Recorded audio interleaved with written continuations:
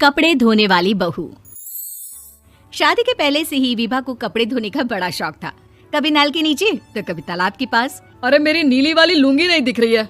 विभा की अम्मा, कहाँ रखी है लुंगी? अरे वो तो विभा ने परसों ही धोकर रखी थी आपकी अलमारी में, देखो वहीं होगी। वो ना मैंने आज धो दी, मुझे लगा कि गंदी हो गई होगी। अरे कैसे गंदी हो गई थी? उसे तो मैंने पहना भी नहीं। हे भगवान, इस लड़की के कपड़े धोने की आदत से परेशान हो गया हूँ मैं। जितना तो घर में राशन नहीं आता, उससे कहीं ज्यादा डिटर्जेंट पाउडर का खर्चा है। इसकी शादी करवा दो, शादी जाए अपने घर में ही करे काम, फिर चाहे घर के कपड़े धोने हो या पूरे गांव के। हाँ ठीक बोल रही हूँ, देखता हूँ मैं कोई लड़का। वो दिन भी आ जाता है जब विभा को देखने लड़के वाले आ जाते हैं। लड़की मुझे अच्छी लगी। होने वाली सास कहती है, बेटी अगर कुछ पूछना है तो पूछ लो। वैसे तो हमारी लड़की बहुत ही शर्मीली है, जो बोल दो वो मान लेती है, इसे क्या पूछना होगा। अरे कैसी बात कर रही हो माँ, मुझे इन लोगों के घर रहना है, सवाल तो कई है। हाँ हाँ बेटा, पूछ लो ना, क्या पूछना है। आप लोगों के घर कपड़े कौन धोता है? सास का मुंह बन जाता है। देखो, अगर तुम ये कहना चाहती हो कि तुम्हें कपड़े धोने नहीं आते तो सुन लो, कपड़े मैं ही धोती हूँ, लेकिन तुम्हारे आ जाने के बाद मैं रुमाल तक नहीं धोऊंगी। अरे चुप रहना भगवान, बहू बेचारी घर आई नहीं, उसे डराना शुरू कर दिया। वो क्या है ना बिटिया, अभी तक तो ये कल्लू की माँ ही धोती थी, लेकिन अब तुम्हारे पापा तो दहेज में वॉशिंग मशीन देंगे ही। तभी विभा की माँ बोल पड़ती है, सवाल भी पूछा तो क्या। वैसे भाई साहब, मशीन की तो फिर भी कपड़े धोने की कैपेसिटी होती है, मतलब जो बिटिया दे रहे हैं ना विभा, इसे कपड़े धोने का बहुत शौक है। ये आप लोगों के क्या, आस पड़ोस गांव मोहल्ले सबके कपड़े धो दे और उफ तक ना करे। बाहर देखा नहीं आपने कितने कपड़े सूख रहे हैं? सब हमारी बिटिया ने ही तो धोए हैं। बस भी करो ना माँ, शर्म आ रही इतनी तारीफ सुनकर।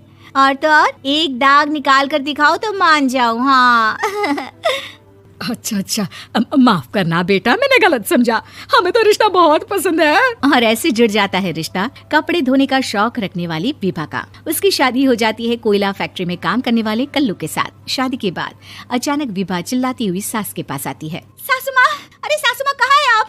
ये तो धोखा है, धोखा दिया आप लोगों ने मुझे। इस ससुर के चक्कर के बारे में पता चल गया। अरे तो उसमें तुझे क्यों धोखा मिला है? अरे नल में पानी नहीं आता, कपड़े कैसे कब धुलेंगे? अच्छा, तू पानी नहीं आ रहा उसकी बात कर रही है? तो आपने क्या सोचा? कुछ नहीं। अच्छा, तेरी माँ ने कहा था कि कपड़े धोने का शौक है तुझे, याद आया मुझे।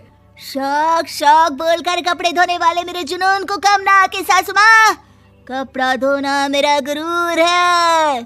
तभी पति भी वहाँ आ जाता है। अभी मैंने इसे सनी देओल की फिल्म दिखाई है, उसी के डायलॉग मार रही है माँ। अच्छा सुन, साफ बता रही हूँ, पानी सुबह 4 से 6 और शाम को 10 से 12 आता है, समझी?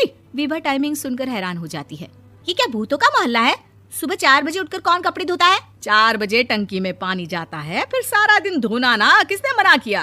अरे कैसी बात कर रही है? 200 लीटर की टंकी में कितने कपड़े धो लूंगी मैं? सुबह ही उठ जाऊंगी मैं। अब क्या था, विभा सुबह 4 से लेकर रात के 12 बजे तक कपड़े ही धोती रहती। एक रोज सास पड़ोस से निकलकर कहीं जा रही होती है कि साथ वाली कहती है, हाँ कल्लू की माँ, जरा ये बताओ कि 2 साड़ी है, 2 ब्लाउज और 1 पेटीकोट और 1 नाड़े वाला लंबा कच्छा।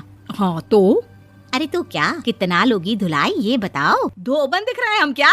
हमारे पति सरकारी नौकरी से अभी रिटायर हुए हैं और बेटा सुपरवाइजर है कोयला फैक्ट्री में। धोबन समझ रखा है हमें?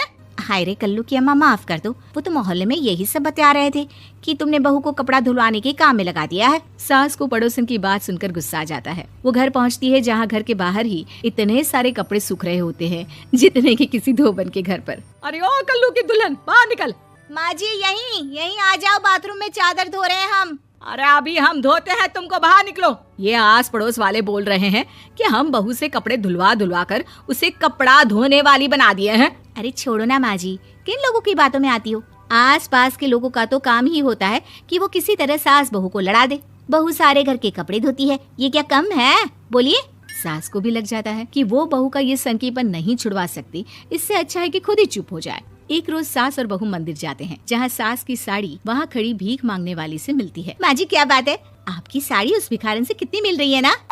हाँ देखो तो, दोनों की साड़ी मिल रही है। क्या बात है कल्लू की अम्मा, तुम खुद को तो अफसर की बीवी बताती हो और ऐसी सिंपल सी प्लेन साड़ी पहनकर घूमती हो। सिंपल और प्लेन नहीं है ये साड़ी। तो क्या सोने के धागे से फूल बने हैं? कुछ भी सासू माँ, कुछ भी।